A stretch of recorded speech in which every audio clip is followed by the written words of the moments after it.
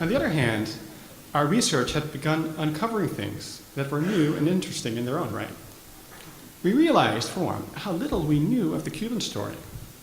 The experience of the Cuban volunteers who fought in Spain, and especially of the Cuban exiles from the United States, had remained buried in the archives and had barely entered the conventional narrative of American participation in the Spanish Civil War. Yet, it turned out that the exiled Cubans and their organizations were an important presence among the radical left in New York and had played a key role in the recruitment effort of Volunteers for Spain. The Club Julio Antonio Mella in Spanish Harlem, which is here on the painting, was the site of some of the earliest mobilization efforts in New York related to the outbreak of the Spanish Civil War.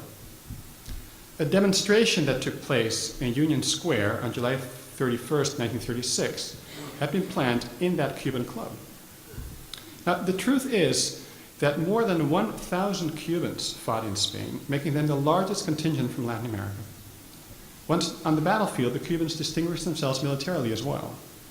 Among these Cuban volunteers were a number of Afro-Cubans, such as the baseball player Basilio Cuellar, a famous catcher in Cuba and New York, and Isidro Jenner, a boxer. We continued working from the hypothesis that our man was Cuban. On the Centellas picture, he's wearing the doughboy gear that the first groups of US volunteers purchased at New York Army and Navy stores. As we analyzed the Centellas shots and scoured the archives, microfilms, libraries, and digitized US and Spanish newspapers for related images and texts, we were able to pinpoint the exact date the photo was taken, January 17th, 1937, in Barcelona. This, in turn, allowed us to deduce on what ship our man must have arrived, on the Champlain, leaving New York on January 5th, 1937, together with 35 other volunteers, let's say, including John Tisa, a Philadelphian of Italian and Cuban descent, Walter Garland, and 18 exiled Cubans. In a second big scoop, we recognized our man in a group photo of passengers on the ship, which the photo is included in John Tisa's memoir. The Cuban newspaper Mediodía published this portrait of just the Cuban volunteers. Now, all this allowed us to identify him as the black Cuban soldier whom Tisa, in his memoir of the war, refers to as Cuba Hermosa, literally beautiful Cuba. This is Tisa, a quote. About 5'8", boyish looking, magnificently proportioned, erect and strong. He's beautifully jet black, with a mouthful of pearls for teeth and black glistening eyes. They're always smiling. Like other Cubans, a refugee from Batista, he's anxious to go back to his home, family, and a free Cuba. He took the death of Rodolfo de Armas very hard.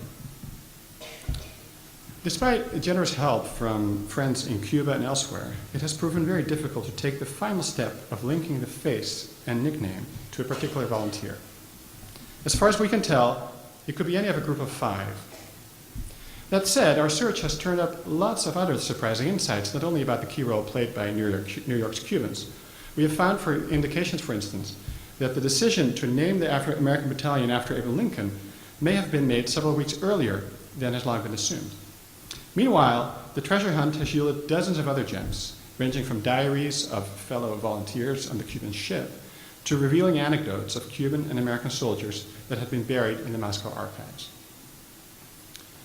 In the end, of course, perhaps the name of this individual volunteer is not that significant, nor, for that matter, which nation issued his passport, if he had an actual passport.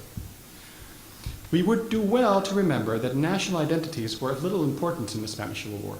The almost 40,000 volunteers resisted being singled out as heroes. They had joined an international multi-ethnic and multiracial coalition because they believed fascism was a global threat that demanded international solidarity, and they went to Spain despite the fact that many foreign governments opted for non-intervention. Be this as it may, national citizenship can become an honorary sign of internationalist commitment. When Pasionaria bade goodbye to the International Brigades in October 1938, she said, "We will not forget you," and when the olive tree of peace flowers, interlaced with the laurels of the victory of the Spanish Republic, come back to join us, because it's here that those of you without country will find your country. Almost 70 years later, in December 2007, the socialist government of Spain passed a law that granted Spanish citizenship to veterans of the International Brigades without obliging them to forfeit their original citizenship. Our own Matty Matson applied for a passport, and past fall presented himself at the Spanish consulate in New York. Matty, who risked his life in Spain as a frontline ambulance driver, served in World War II and has maintained a lifelong commitment to the good fight, accepted citizenship on behalf of all of his comrades, including our unidentified Cuban volunteer, citizenship in a cause without borders. Thank you.